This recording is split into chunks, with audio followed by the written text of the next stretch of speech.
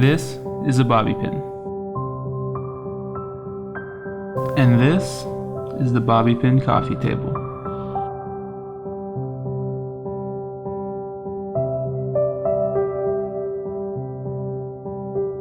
Three of my favorite YouTubers put out a challenge.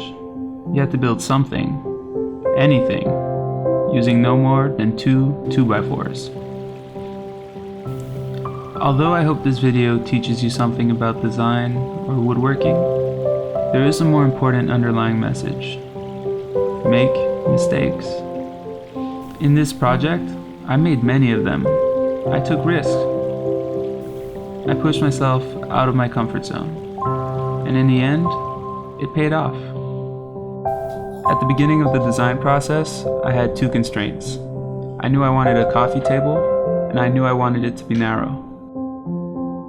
I live in a tiny apartment, so this would be perfect. After a bit of sketching, I came upon the idea that the 2x4s could be lined up one next to the other and fold in such a way that it actually created the structure for the table. Eventually, I ended up with something that looked like a bobby pin, hence its name.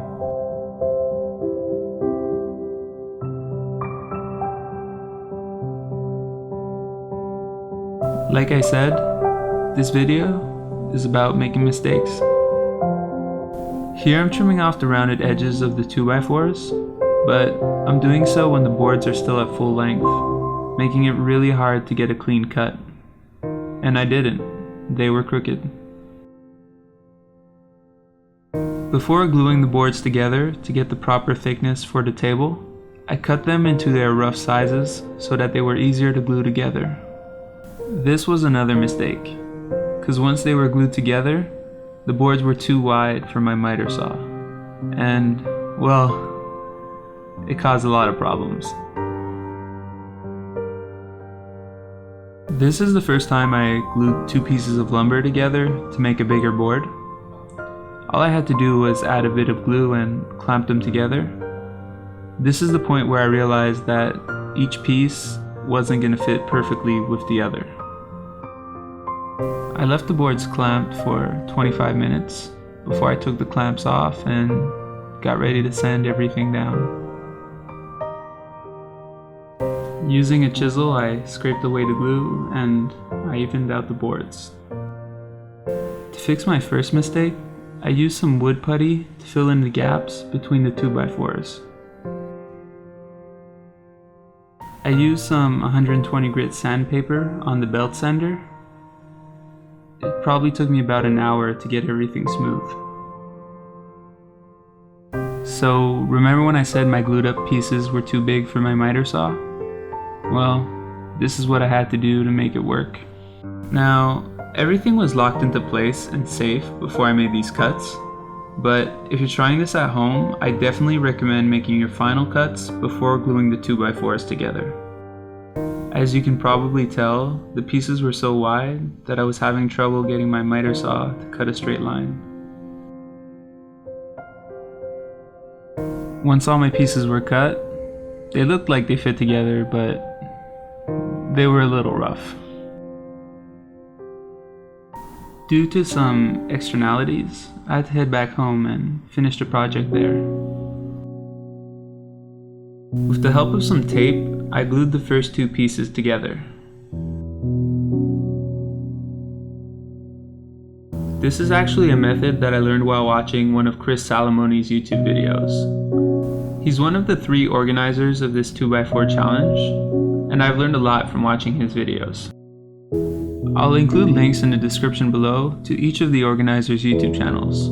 All 3 of them have played a significant role in inspiring me to start my own channel.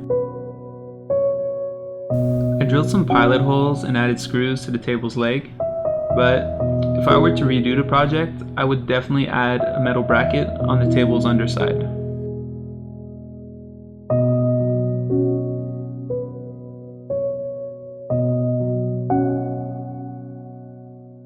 Once again, I filled in the cracks with some wood putty and sanded everything clean. Using a leftover piece of 2x4, I made these slats to add to the table's slanted leg. The slats not only add to the visual aesthetic of the table, they also give it a new form of functionality.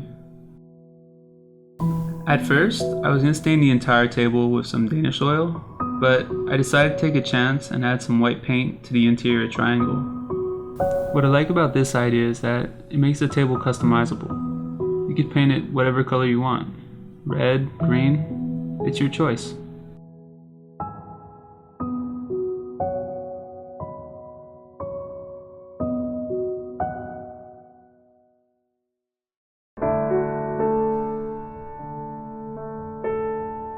Overall, I'm really happy with how the project turned out.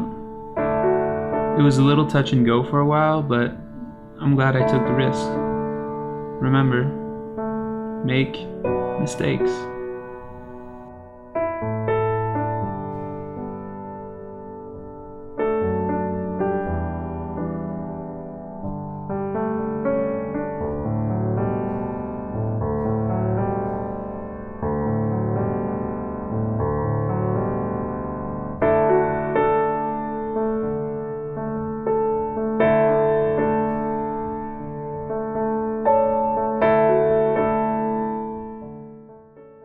Hey guys, if you enjoyed watching this video, make sure to hit that like button below, or even better, subscribe. And if you don't, Nougat doesn't get a treat, and he's gonna be very sad. Someone liked it. If you want to stay up to date with my projects during the week, make sure to follow me on Instagram or like my Facebook page. I'll make sure to include the links in the description below.